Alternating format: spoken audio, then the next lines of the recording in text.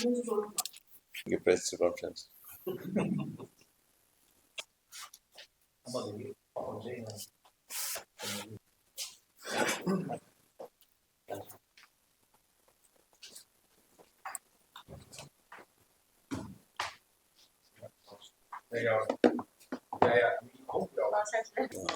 Unexpected flood lakpagi matang da briefing tauna ba hena si press conference si kaujabani nong si date 27 Monday gi ayukta nong si haure nong chuba haure 28 morning dagi heavy rain si haure around 10 a.m. Suwaida Kangpopi Senapati si area da 146 mm nong chure. It's a very high, in fact. Flood level see 28 ki baro adwai dege Manipur da lairiba Turin Makhaisi takta hengat bahore by 4 a.m. 4 p.m. I mean flood level ki risk level si yaure by 7 p.m. koige Kwerenge particularly Mariamantosri area Khabam Maibakun Achanbige Aduga Kekrupa Sida overflow Dobage report Simiam Lakbahore. Housing Fauba total population affected over say 1,88,143. 1,88,143 population affected were flood related mi laihida basi ahum aduga missing semiyama number of injured semi mapan house damage ngasi fawgi report sida 24,265 number of persons evacuated hoi flood area dige mi kan khiba number se lising tranipan ga chama ga ahum 18,103 housing fawba hoi evacuate tawre stranded mayam se housing su leiri flood se hoi ge Korenge area dige hauraga Tangkul Avenue, Nagaram, Namdulong, aduga Ragailong, Simiam Sidamuka, 28 ki evening and then 28 ki 29 ki morning da. Hangau da nadum missing hangap pa haure. Hauzik ti pura flooded over esi area miyam se. Hauzik Thangmaiban area and then akogi Nagaram, nate. Nagamapal, say market areas so flooded already. Housing Fauba for relief camp hangi basi 56 number ni. Aduga relief material see housing Infal West, Infal East, Bisnupur, Nones, Rachampur, Senapati, Kakching, Nones ida koi affected report ke matunga koi na relief see housing Fauba the piri. Medical relief camps so mafam da koi set up tawrga piba haure. Total number of crop affected say Chamari Kuntramari hectare 434 hectares say crop damage oire infrastructure damage to the get Tuong aduga lambi affected oike but damage to say Chamaga from 92 192 ni landslide mafam toki mafam hosi for bakon report fang musina Chaniga 271 Housing akhoi NDRF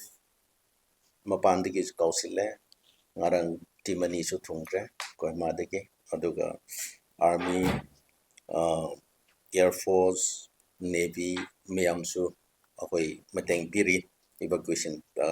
ki operation sida housing akhoi seasonary bisi evacuation process da operation da seasonary bisi 25 boats he kun manga hena seasonary LDA kisu locale aduga tongan ba kogi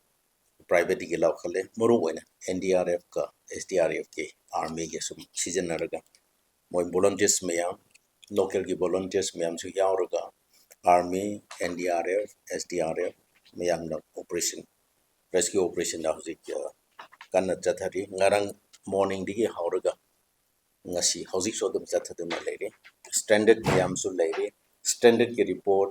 stress score mayam si amu hangar la lei maramdi akoi northern side haibtare korenge digi flood hojiki overflow toba adudigi lapasi mathang mathang sum bazaar area da lakpagi bazaar area su hojik ayamo humda ising si tume ngasi phoba khogi Imphal East ki report matungena koi Larik Yangbam Leikai Nagaram Karang Muslim Karang Meitei Mantipukri Khabam Hengang Achanbige Kaikol Maibakul Laibam Khunau Mongjam Kongtang Ahaluk Namdulong Ragailong say hozi most affected areas in number of individual affected to lay a adudi pathway Imphal West na housing effect of over total say 74,638 were locality affected say village or locality or community affected is 98 ni number of injured later house damage 13,084 8 houses they completely washed away aduga number of persons evacuated say 12,013 relief camp kun hangi inmates in the relief camp see 1,776 lay sida koi essential communities food package nasi pawbatum provide to be abatori as many as 3,000 packages has been already distributed to the affected people including the volunteers and NDRF hojik Turian wise river wise affected tawkhib say Imphal river sida mafam dragon nipanda kai bisu lere bridge lere overflow tawbusu say most of the area say close to over control tawkre as far as Imphal river say Imphal river is concerned it is under control now including Ketrupat number river sida overflow tawkhiba mafam bridge tawbsin mafam amani samurao makhalai kai sida bridge tawbni ataisna overflow tawbni mafam marida si hauzik kan control tawna ba honari mafam kradi control taw sungam kre tengba river sida overflow taw sabse control tawre under control ni aduga mafam nipanda overflow tawne si hauzik pawbati control tawre Khabi river sida hauzik turen kaibne si LBB kaiba hauzik environment se kaibe atu se hauzik restore tawna kana hona dole lai Laimkhong turen sida overflow tawba mafam ahumne asi hauzik control tawna kana honari hauzik yamna danger di oidri adubu si control tawna honari ising su khatang nong su khra lepanina ising su khatang de receipt tawre adubu hauzik fawbse Tangkul Avenue aduga Nagaram asi area de ising si hanthadri hauzik fawbdi sum ngasai evening di level da sum leiri Laimkhong turen si control tawna bade honari adubu some portion di control tawre some portion di control to pangam kitri Mai Lamkhong river sida Laukhong river sida mafam marini asi mafam ani dadi muroina khajiri asi mapa dadi control khradi tawre atai de hoji control tawna kana honari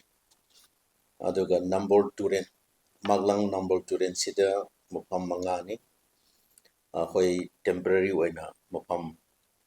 mari mangama se hoji pawte control tawre aduga Kanakhong stream asida mafam amani asisu control tore ado kak stream asida mafam amani asisu temporary control todra koi housing power control tori oinam turen dasu mafam ani ne famani se housing power control tori aduga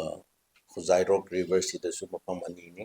asisu temporary oina koi control tawin thami aduga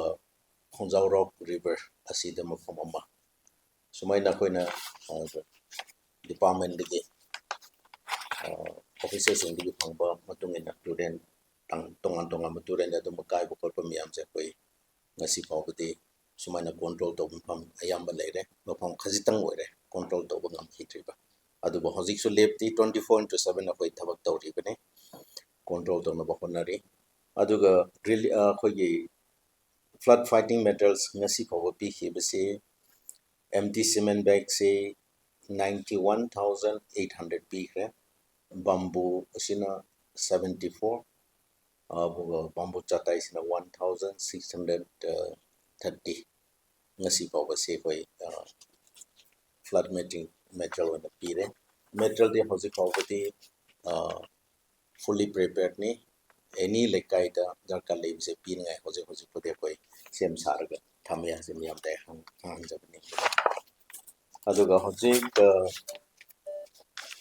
koigi honorable chief minister na housing laidiba situation asi control tawnan ba ana ngam mang meeting tawraga akoi khudakta paikhanna ba ana CS da akoi trust tawraga committee ma set up tawraga round the clock monitor tawna so koi thame control room se first MR da hange siso 24/7 chom hangaga laigini flood water resource ke department so tongan ba control room le siso 24/7 hangbani aduga relief and disaster department da so koi control room 24/7 thammi aduga relief camp ge matang da natraga okay evacuation ge matang da so se ge control room da loina pa khongba ngam ni habsi miyam da thamdani bane makha ta naida miyam da khanghaning ba ma hojik government of a project order ma thokibani sida mayambo koi tawni badi project evacuation process rescue operation chathabu kamta onlookers mayam da du yeng bu thok ma mayam sina hoi yam disturb tawri kana kari tawbu thokna su kangdre aduna affected area da affected families mama gi family rescue tawna bo honna bada mo yawbi badi adum yawbi ba akoi yai aduga volunteers me local volunteers sipai police army nadaba NDRF SDRF nadaba local volunteers me am helpful way mo hoi busai department of the government of the so thagat po pong doctor ni bani aduga organization me so thok piraga me am sumaila relief operation kana ge rescue operation da mateng pang di bana ne MLA minister singchu yawbirga magi mafam da su aduga housing affected flood affected area da su masam sai yawraga mateng pang di na leba miyam pusai thagat po pong doctor ni bane yari makhaite muyum da leibina ba except volunteers na taba thokpi da na ba habse miyam da ya appeal tawjani aduga ngasi ga hayeng su holiday law thokrabani Saturday Sunday de holiday ni school su karoi da upnina parents sing su mama gi macha sing su control do biraga mapan thopi da na ba habse request tawjani maram de angang sing se hozik flood water asida chalabdi ising si am mod panina any disease se thokpi ai aduna angang sing bo mapan thopi kuno habse parents me am so advice to bina ba ikang hanjani bane at the same time housing the flood ni na flood la ba do khangbanate suddenly la ba de angang sing sum koi tholing eba moi khudong thi ba thokpi ai aduna parents na angang sing busu control to biba parents sing su holiday ni na office su chatabani school su chatabani na yarim khedum pan thok pi dana ba gari su thodok pi dana ba maram de hojik se operation chatharinge da relief tawringe flood control tawringe da traffic jam tawraga akhoi se emergency su thok pi yatre hojik hospital ras medicity degi little clinic degi aduga mai pakpi degi anaba miyam si emergency oina purga akhoi jenims da atei da dum akhoi emi tawna ba hona ba kanda ambulance su chatpi yadre gari miyam sina traffic jam oidana and most of them they just ising chawbudi yengbo thokpu oirame moise just onlookers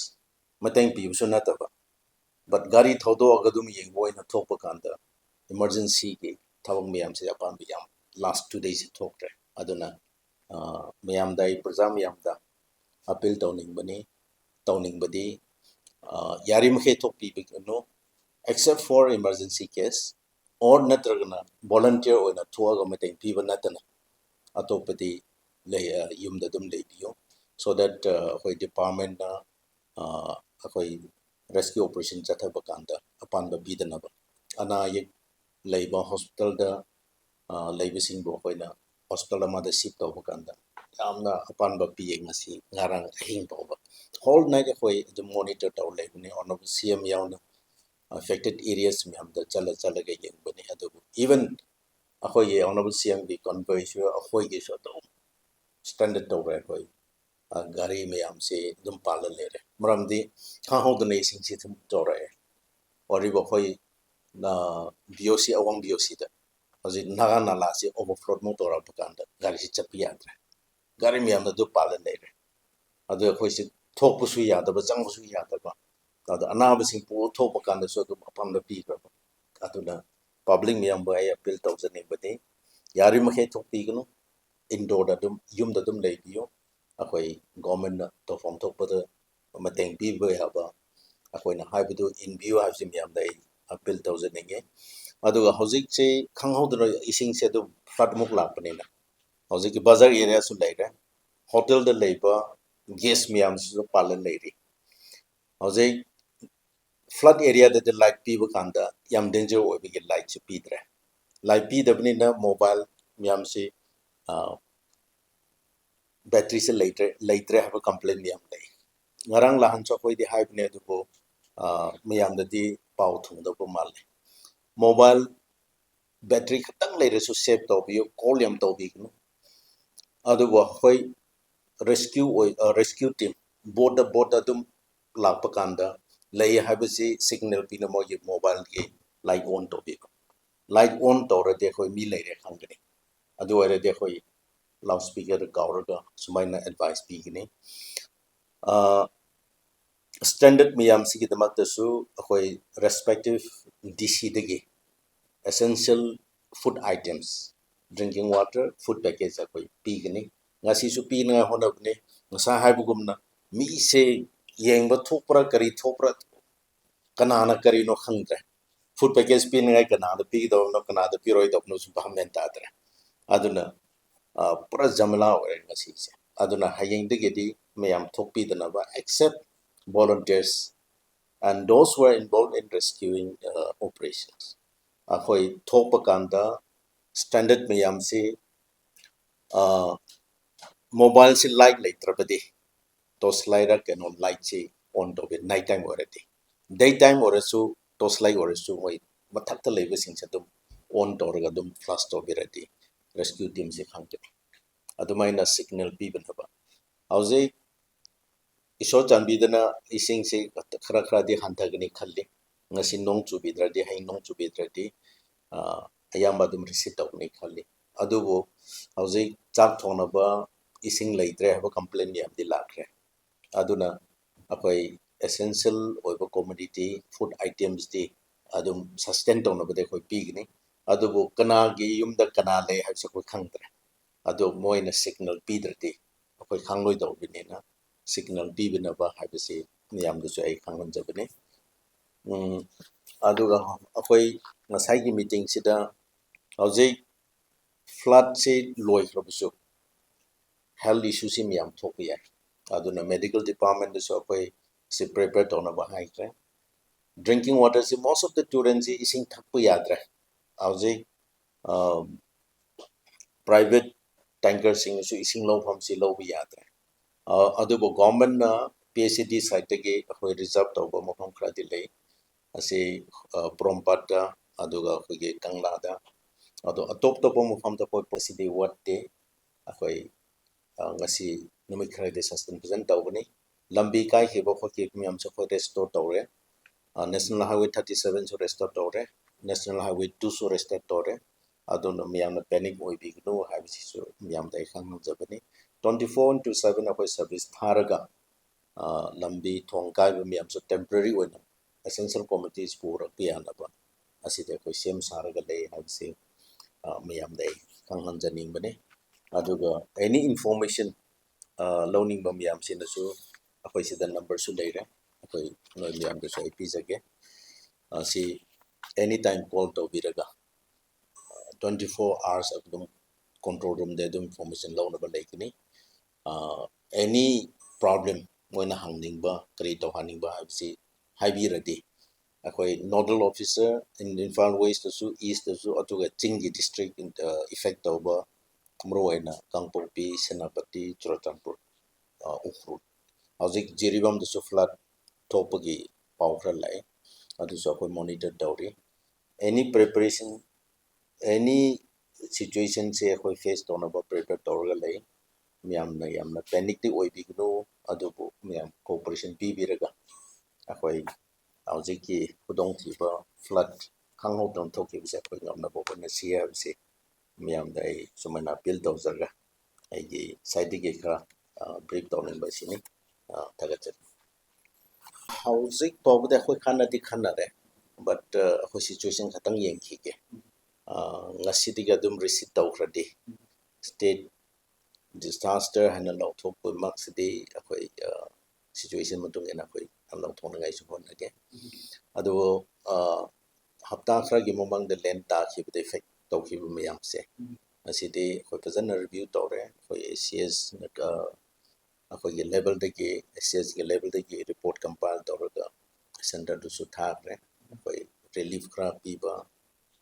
building material khra complete rehabilitate tawbati akhoi ngamjaroi but some support de pinaba akhoi kana honari ado pibusu haurabani tin ban khra just yum sabasu ngamdrapa imung miyam bo pajana identify tawra akhoi ngasi phawbadi 35 crore gi tin lawbagi hojik laire aduga 35,000 bundles sidi thungaga distribute tawsa haurabani 50,000 bundles ordered tawbani aduna kona darge amukasu tawki ni adu just immediate relief ke tumamda ase ngasi pawda sem sa wafam leite hangai su leite because we never know ngasi ahing de kri thok dar khangde ngasi pawda affected area si yengba kanda du mukti law thok pasi khangai ki se akhoni manage to be pawdi tawrese state na manage to ya pawdi tawrese adu sidigi hanjela bidi law thok pagi chances su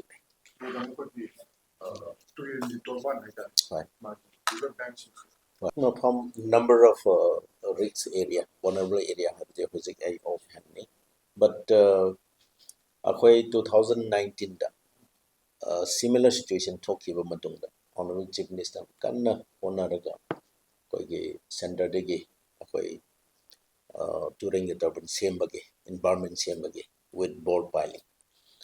say 460 crore gi akhoi project phang ase DPR matung ena akhoi thabak su tangkhai di chathaba loire tangkhai kra watli asi ju chathai kini ngasi flood yam thupu ya bani hauzik nong chu gi chang yam bakanda di akhoi Manipur da yam na hai risina 1960s aduai da thokpa matung da ngasi na han bani hai it goes up to 146 mm nong chu gi chang se sigi chang se langpakanda hauzik se river environment je siamlamdradi sidike hena akai bu thokpu ya bani handa thokhi basi most of the cano si turen si kai banatte overflow tor bani overflow tꯧrakpasina 90%. Lairiba changdagi helakpa. Adudagi overflow tꯧrakpasina flood silak. Miyamnasu question tawba yaba makhakse. Hana toina ising thumba. Flood thokpa area se thoktraga. Sub thokba area da karigi thokpuno haibase. Hana thokkiba area si maruena korengay si wangidana. Achanbige Mariamantasri asomdadi khra wangbane. Flood thokpam thoktoba area ni khalambane. Asi area dadi akhoi river environment si mafam khradi sem mafam khradi risks yam leite han sem khidaba haidare. Adu toina flood thokkiba area sina local MLA local ge leaders sing club sing adoraga nong churam daida nong chubugi season latre da khradi sem house na dum sem lakbane. Aduna si area da muk shape tokki. Hana sub tholam da area di risk ya leite hana koina kona pasasu akoina phangi budadi turen khudimang semangam da banina. Vulnerable areas identify tokki budo. Tokki da area se da muk thokpa. Aduna hauze flood thokki da ba sub thokki da ba thokni su khandaba pham da thokki da di reason ama lere. Ani super reason sina koi miyam su khangi biduni. Akoi later turen koding the encroachment se yam henjilak. Turen se mage size tegi tangkhai akoi encroach to silake both side. Akoi water resource department tegi auto thong ambition su credit oram. Thousands and thousands imong se yum si sajile. Turen mathak te yum sajim su later. Hauze club hall faba nadragana kare no dukan siamba khotpa yam su dum siang. Turen khuding se hauze se dredging soti chahi khuding da to. Turen singdo busu to. Amol pa thadaba na ama. Encroach torak pa na ama. Turen si yam pixel. Aduna hauze ke nongge mong dadi asigi lairiba turen ge size na du pubdi ngam da bagi overflow chilak pane. Aduna si parjam yamna baham tabiraga mutung manau se su batho aisu haiba ngamde. We have to take precaution. Government na tobi yabase akoi environment sema khobsi tawri. But environment se turen adumuk lairiba infal belly da lairiba se sema ngamsu natte. Adubo encroachment si akoi eviction su amuk tawki kani. Public na bahap tabiraga cooperation PB30. Si situation si adum face mutung manau da sum face tawra lakani haibse akoi adum haiba ngame haita. Catchment areas in deforestation. Yes. Situation. Direct the flows in long-term plan, land use policy, like mountain policy, so long-term plan can be akhoi khanne ngasi gadi situation control tawgi maruwa akhoi khanne. But honorable CM na concern yam leibise deforestation se. Deforestation se chingdi yam deforestation yam na khange biduni. Poppy plantation region namani aduga u kakpa timber business tawba aduga hojiki reserve forest one thamba miyam sida yum tasilakpa khun tasilakpa asi miyam se akhoi praja sing na bahap tabi da haita asi su one of the reason ecological imbalance lai housing ki season sida si gumandong se kya lagta bani for last 4 months nongsla lagta almost drought ki situation lagta almost all the rivers se dry way buki fibang lagta suddenly amuk rain la pakanda catchment area da flood lai hauze mud flows lai landslide yaw lai siltations mi am lai aduna hauze state action plan for climate change forest and environment department also say policy tong putona kanade honari including tree plantation and public awareness mi am binari but response is slow way for public sector. I had to soak the one of them yam soak the Hibagi Wakandara cooperation si Kia Pide. Oi, it's now belly the labor sing day, a haina awareness in a lake plantation the Wakan Changba plantation yaram khei to adu ba khoi ching da lai bising de plantation si akhoi asidi kare hai gadra akhoi plan to re kri kana nam house adum thok do de bu khalu we adu bu continuously adum deforest over kanda di plants thok trabni na nong hek chu kana adum landslide tare turen da tasille then kare hai gadra ojeki now turen se block to re ising dolom se hand up kanda amuk flash flood che lai then ojek sinapati de su noi mayam de su tabiram yum kyamrum effect to re adu so both side ne akhoi belly ga chamane encroachment che hinjala adu the yum yam je effect to su la rabni aduna public aware to bisi motung manau da su thok na ba si public ki khut le government last quickly early voting system already I have been announced over so on talk to it the precaution on the measures and the dog precaution de pi when public sing da akhoi prepare to ba ha bisi bo siguma la pa kan de akhoi command fight to ni ha bisi de akhoi ACS ki level da akhoi officer coding body awareness speak rabani ade alert on ba hitare we have to be alert prepared for any situation haina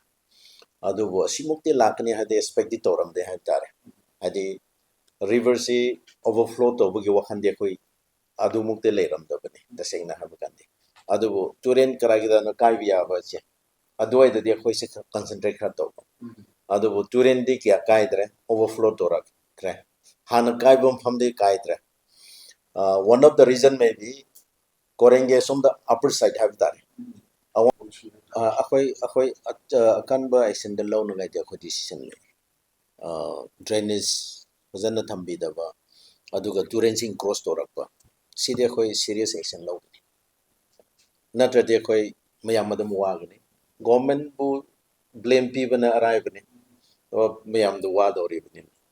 adune ngasai na haisi mayam akhoi na siguma action law khat pa kan cooperation pi bana ba public niyam do so action hanjal